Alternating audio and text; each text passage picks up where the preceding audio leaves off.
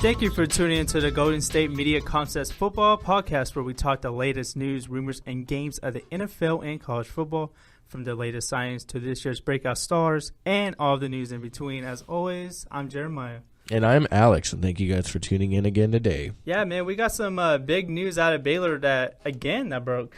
Yeah, well, I mean, after our last episode. Yeah, I know, Monday. It just happened to happen right after. It just happened to happen the day after we did the Art Briles show. Not even the day, like hours after. Exactly, hours. It was the same day. I remember I texted you, and I'm like, dude, we got to do this show like on Wednesday. I'm like... Yeah, exactly, yeah. And I was like, yeah, we need to update that. So, yeah, the Baylor update. Go ahead and fill us in with what has occurred since our last episode. Yeah, Baylor announced Monday that former Wake Forest coach Jim Grobe was named acting coach. Yeah, as of now. Interim. As of now, yeah. What do you think about this move? Well, Baylor tried to hire Grobe back in 2001 after his first year with Wake Forest, but he wanted to stay there. I have some stats on Jim Grobe. He was. So do I. But I think they might be the same stats. Do you have his winnings? I have his record. Okay. Well, I want to say that just as a point of, a point of impression, that he led with a lot of teams those first 3 years. He had 3 consecutive winning seasons from 06 to 08. Including an appearance in the 2006 ACC championship game. In the same year, they got a berth for the Orange Bowl by winning a school record 11 games. Yeah, I have that too. Yep, there you go. Look at us. And then before he turned over that program as well. Yeah, he really did. He turned Wake Forest into a good team. He was the head coach of Aaron Curry, former, I want to say 3rd or 4th overall pick by the Seahawks back in the 2008 draft. Yeah. Eventual, unfortunately, draft bust. But he was a very good college linebacker. Dick Butkus Award winner. Yeah, he was a good college linebacker. Yeah, and he was, and that shows too. Is I think that he's the right guy to go with because he's always been a no nonsense kind of coach. You know, he's not going to be your best friend out there. He's going to be your coach. And like I said, Aaron Curry was great to thread this in. Was a great college college linebacker, and even Aaron Curry couldn't escape the just no nonsense in terms of he skipped a class for some reason. I forget what it was. And this, leading defensive player on his team, he suspended him for the first quarter of a game. So they kind of look at it and they said, if Grobe was the coach during this whole time with Baylor, this stuff wouldn't have happened. Or at least it would have happened, and those players would have been gone immediately. Yeah, we don't know that for sure. What would have happened? Yeah, it's speculation. But people say by the reputation that Grobe has had as a coach in the past, it's really he's the kind of guy that that kind of stuff doesn't go on. Yeah, and also I want to point out he was also the coach at Ohio University, and he turned that program around as well. Yeah, before he went there, the team. They didn't win more than 4 games in a single season before.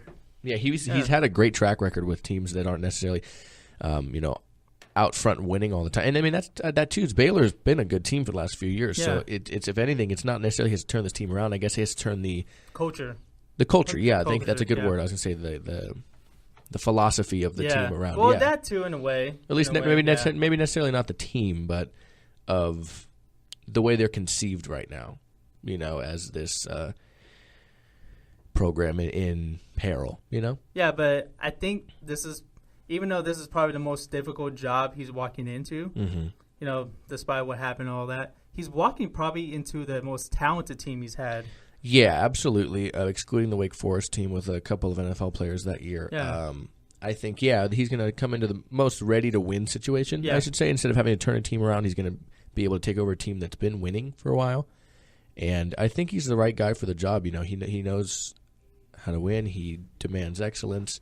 I think he's the right coach for the situation to get back to playing football. Yeah, it's being that's the important part. Yeah, it was a very solid move because not only is it a football move, it's also like a program move. Oh, absolutely. Exactly. So it was a right fit at the right time.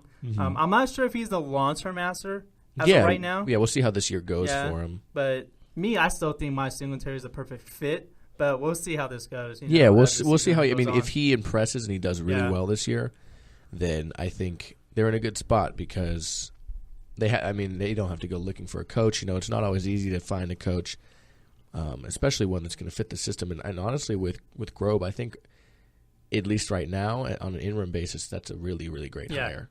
It's a great interim coach. When you look at interim coaches walking into certain situations, certain programs. Mm-hmm. There's not a better coach that can succeed right away. Yeah, Well, yeah. I mean, a lot of times with interim coaches, like we were talking about the rumor that happened on Monday that they're saying that they extended Phil Bennett. they extended it to their defensive coordinator. A lot of times you have guys that become interim coaches that haven't had the head coach experience yet.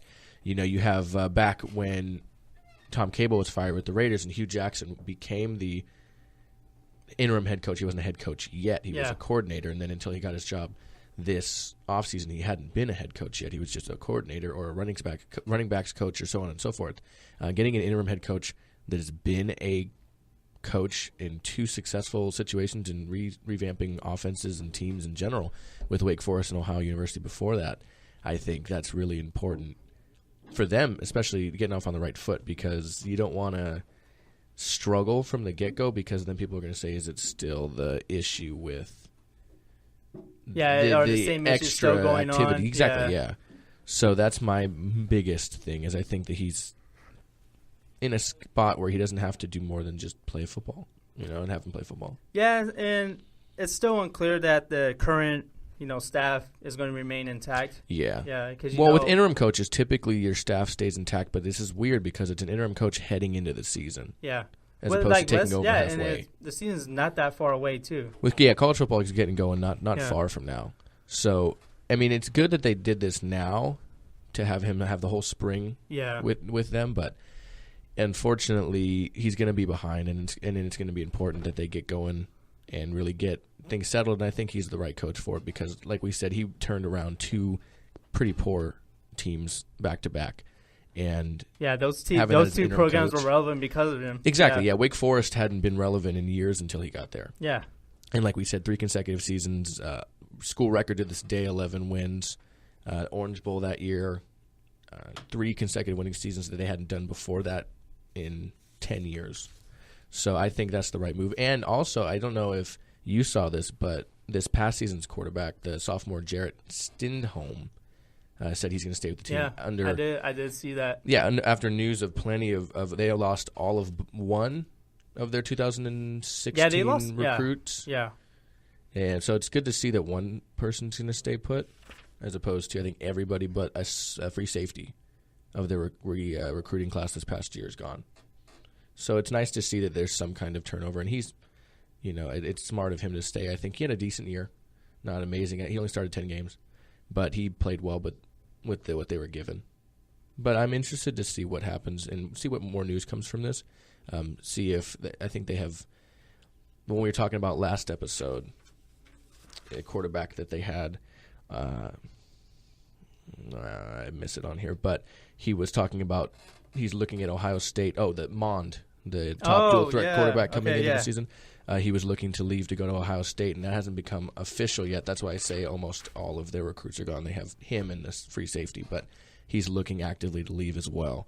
So it's hopefully this slows some of that down, and they can have players not have to, or at least decide not to leave, because that's kind of you put so much time into recruiting these players, and then all of them but all one of them are leave. All gone, especially like from this difficult time that the program exactly, is facing. And that's going to be hard for Grobe too if he stays on after this season to take over a team that doesn't really have a recent class coming in. He's going to have to do all the work the next year to bring in a lot of recruits, and to do the work to exactly. That's what I mean, and to do the work to bring in recruits, because as of right now, how many recruits do you think are really going to want to come over to Baylor with the unknown situation they have going on? Yeah, especially with a coach that doesn't really know his players, the system at all. Yeah. So it's going to be really that's why I'm interested that they hired him on an interim basis, because typically interim coaches come from within because they know the system. They know the personnel. They know the team and the players, It's weird to see an interim coach come from outside. I think it might have been because they didn't want someone from Briles' staff to be the head coach. That probably played a part in it. That doesn't surprise me, honestly. Actually, to that note, that's actually I didn't think of that. That's actually quite a good point. And also, we saw Baylor president Kenneth Starr. He's resigning from the chancellor position at least. He's just going to teach at the school now also. So it's not just Briles that got the brunt of it. You see that we have some more news coming out of people leaving. The athletic director, Ian McCall, he also resigned as well. Yeah, so after the news broke. It's of the. I'm happy that it's not just Bryles. You know, a lot of times that comes from higher up too. Yeah. So it's interesting to see what goes on. But we have some more college news here in a second with Verne Lundquist stepping down from CBS after this year. Yeah. Which is kind of saddening news. But Yeah. We're going to take a quick break here at the Golden State Media Concepts Football Podcast, and we will be right back.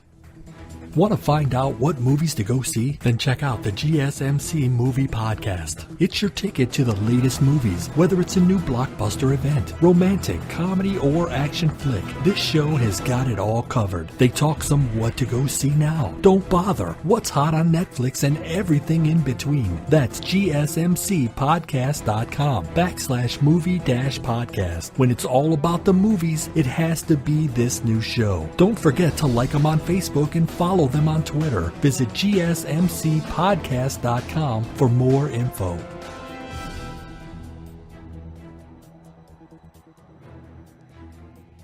All right, and we're back here at the Golden State Media Concepts Football Podcast with some more college football news. Jeremiah? Yeah, Verne Lundquist said he will step down from calling SEC games on CBS after the 2016 season, so he's going out in style. Yeah. He's been doing it since 2000. Yeah, I love Verne Lundquist. I know, man, he's a great voice. He's had some of the best games of the SEC in a long time. I know, especially the Iron Bowl a couple years ago. I would say the Auburn-Alabama game with the returned missed field goal. To me, that's probably a top 10 college game for me. Of all time. Of all time. Oh, yeah. Yeah, there's games that are up there. You have, regular season games or just postseason in general. You have, obviously, the Rose Bowl between Texas and USC. You have that game, in my opinion. You have the Fiesta Bowl with the Boise State game-ending Statue of Liberty. That's Adrian Peterson's last year at Oklahoma, too. Yeah. And then the running back proposed to his cheerleader girlfriend after he scored a touchdown to win the game. Games like that, yeah. There was a, what was it? It was Andrew Luck's last game, his bowl game, Stanford's bowl game. Rose Bowl, or was it the Orange Bowl? No. It was the Orange Bowl, and they were just going back and forth the whole time. I think it was them and Oklahoma State. I forget who it was. I don't know on top of my head, but I do remember that game. I don't know that well for some reason right now, but yeah. Back and forth. Back and forth, yeah. But not to get too far away from Lundquist and the SEC there, but yeah, no. I mean, I say that because great games. He really did have some really memorable calls and some very great games. So it's going to be sad seeing him step down. Brad Nessler's taking over. Yeah. Those who will know Brad Nessler's voice from ESPN's coverage. That's a big move for him, too. Excuse me, ESPN. Yeah, ESPN's. Well, he's coming back to CBS. Yeah. Because he was formerly on CBS and he went to ESPN. You know him from ESPN with him and the rest of the ESPN college football guys. He is, I mean, Nessler's very proven, and Lundquist has said in the past he's very fond of Nessler and his work ethic, and they both great voices, great some of the best college football announcers of all time. I think the goal, what they said, was to just have him take over and really not miss a beat, with somebody as good as Nessler. I think they'll be just fine. So I'm excited to see that. Also, miss Nessler when he leaves ESPN.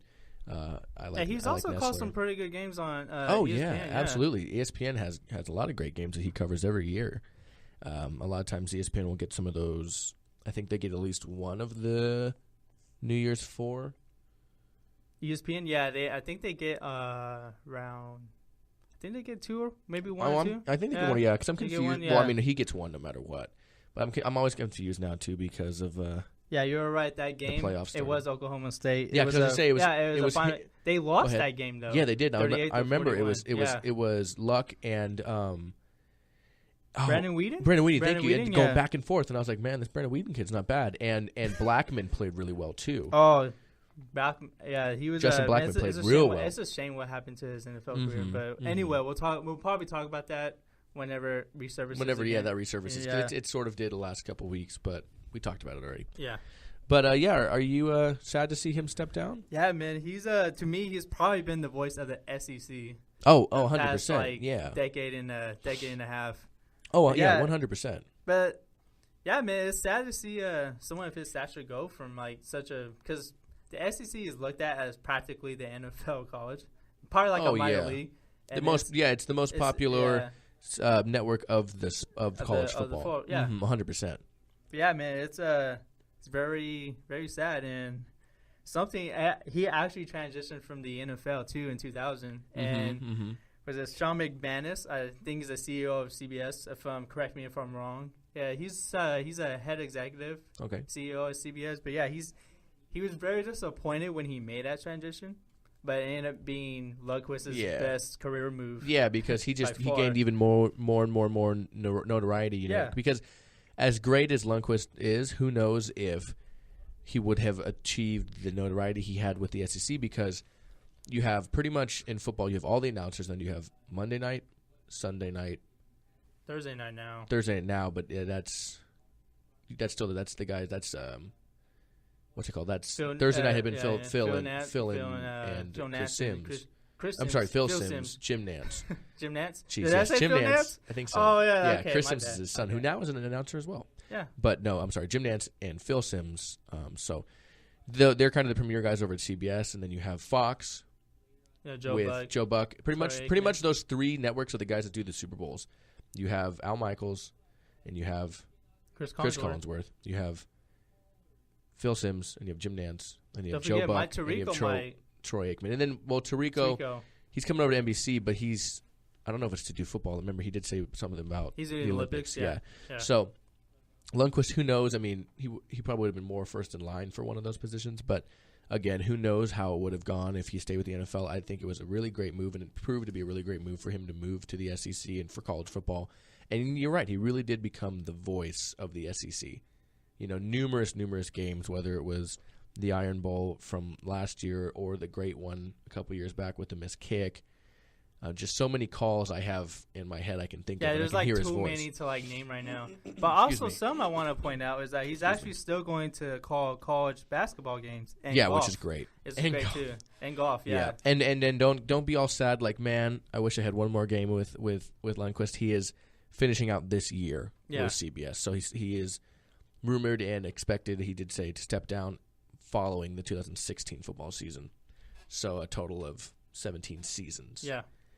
With the network and with SEC, with the SEC, excuse me. Do you think Nessler's the good choice to take over? Yeah, I think he's a pretty good choice. Yeah, you know, because like we said earlier, he's called some really big games in ESPN, and actually, I want to point out is that Nessler and Lundquist, they've known each other for like 3 decades. Yeah, that's what I was saying. Is Lundquist said he's very fond of Nessler. He loves his work ethic, and likewise, Nessler is a big supporter and admirer of Lundquist as well. So I think it's absolutely the right choice for it. Actually, I also saw that Nessler will actually announce some SEC games this season before he permanently joins the booth with Gary Danielson, 2017. Yes. But yeah, they're going to try to insert him in very slowly into the I wouldn't say main stage, but to the actual permanently be there. Mm-hmm. Yeah, and then you were also saying too that he's been doing college basketball for a while too, and I don't think he's what's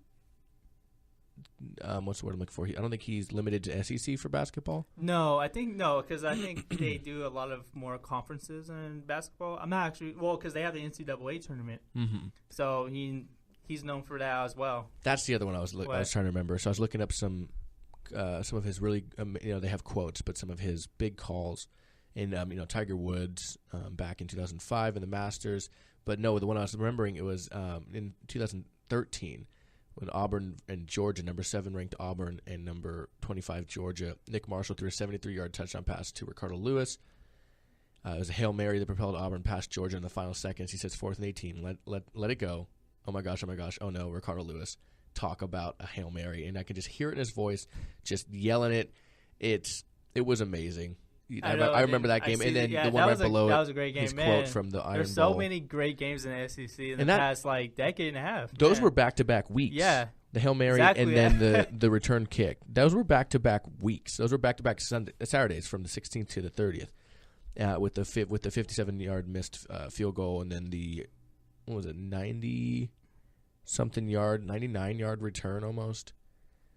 No, more than that because he got it in the end zone. It was a 100-yard total. 100-yard return. Yeah. Yeah, crazy. It's known as the Kick Six. I love that nickname. I love that name. Oh man, me too. Big fan of that one. But, just, and like you said, college basketball, the Masters. He even called the Winter Olympics in '94. Oh, did he? During the Tanya Harding, Nancy Kerrigan debacle. If you were familiar with that. Football fans out there. But, yeah, sad to see him go. Interested to see what happens next, and we'll have to see. But we'll take one more quick break here at the Golden State Media Concepts Football Podcast, and we'll have a last bit of information on the NFL side with Miami Dolphins. I guess he's a D-end hybrid linebacker. Yeah. Dion Jordan. Yeah. And we'll be right back.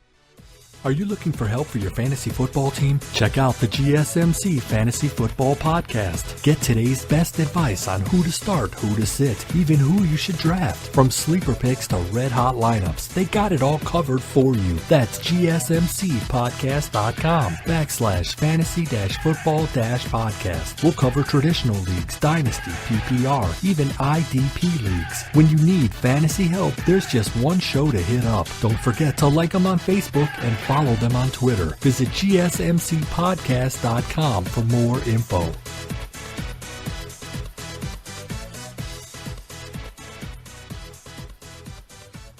Welcome back to the Golden State Media Concepts Football Podcast. Yeah, for our last bit of news today, we're going to the NFL side.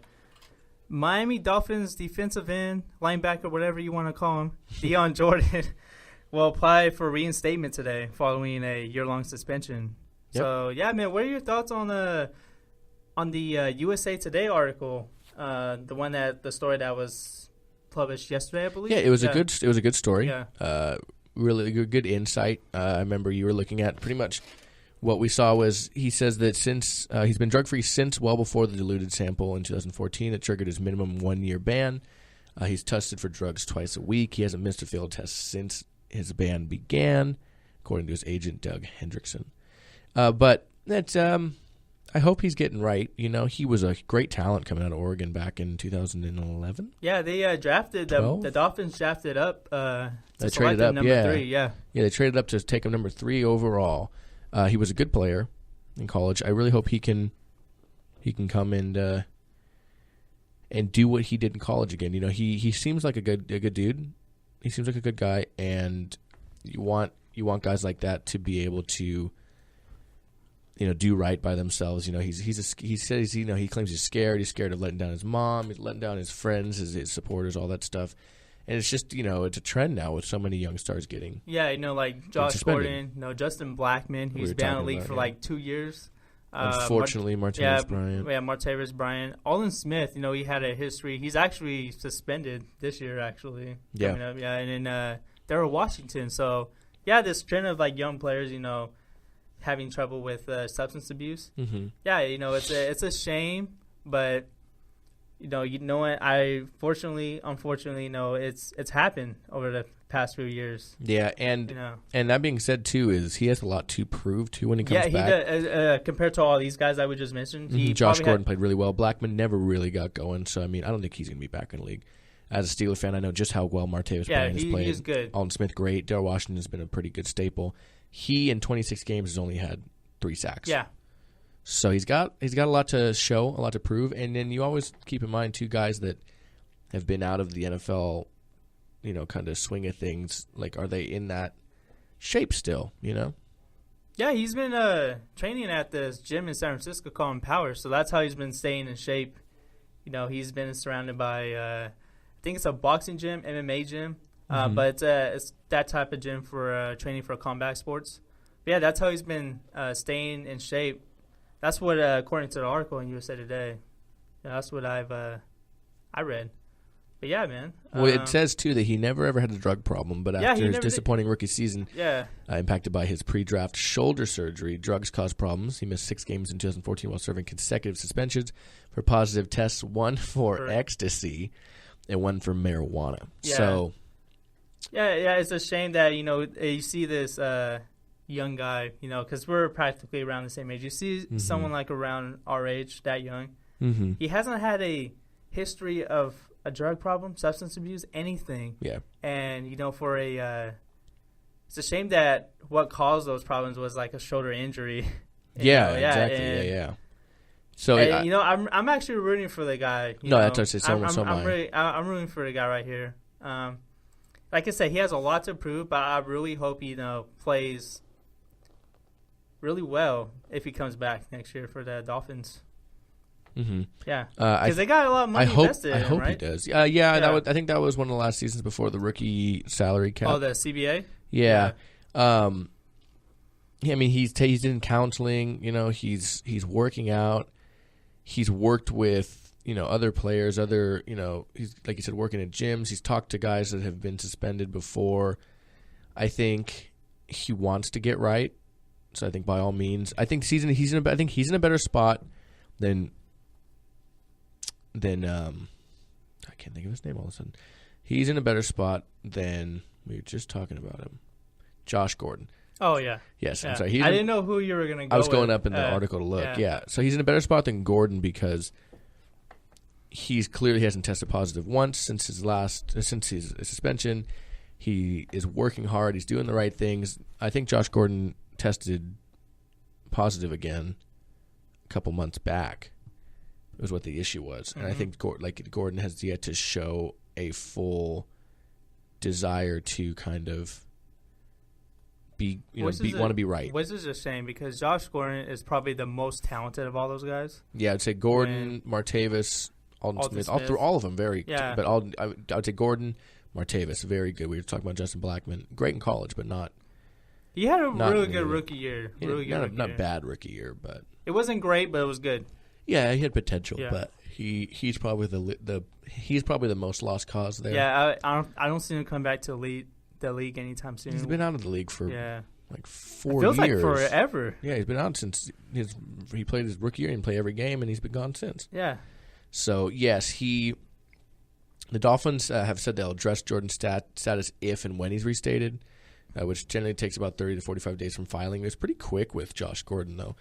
But yeah, it's told during his contract is told during the time through. It runs through 2017 because it pauses during his when you're suspended. Yeah. Your contract pauses, so it runs through 17 with a 2018 option.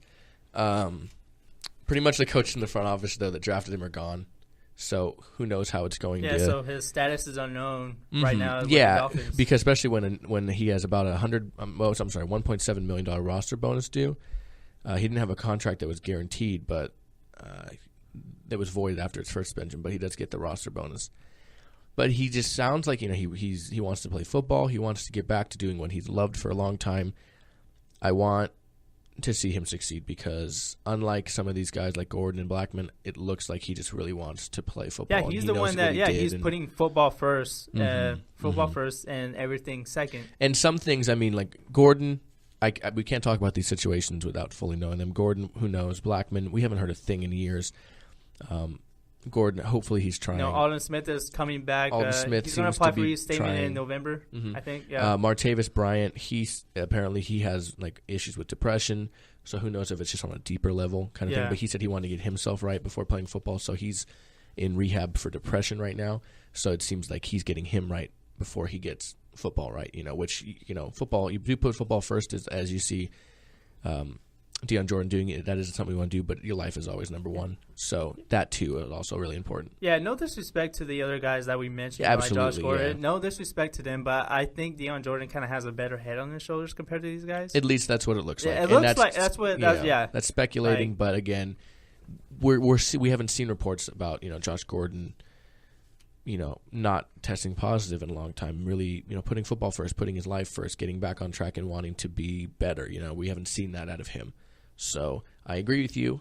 I think, that Dion Jordan's one of the guys you want to root for.